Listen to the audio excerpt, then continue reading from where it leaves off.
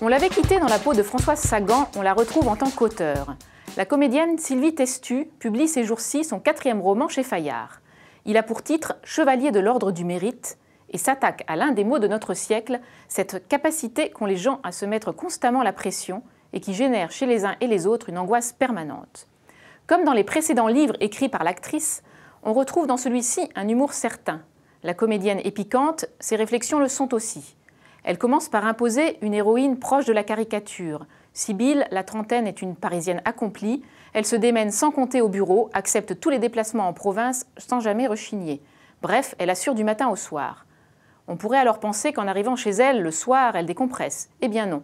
Passée la porte de son appartement, elle se transforme en tornade blanche, repassant, époussetant, récurrent, traquant la moindre poussière sur le dessus des armoires. Et la description que fait Sylvie Testu de cette madame propre est désopilante. Avec cette héroïne qui frise la caricature et un comique de situation très cinématographique, Sylvie Testu n'a pas choisi la voie la plus facile pour un roman. Et pourtant, elle parvient à imposer la sienne de voix. Car derrière la légèreté, elle pointe les travers de notre société avec acuité. Cette technique lui permet d'aborder des sujets polémiques, les sans-papiers, le féminisme, l'avortement, le machisme. Chevalier de l'Ordre du Mérite est une charge légère mais incisive, écrite par une comédienne qui a su trouver un ton pour imposer sa plume.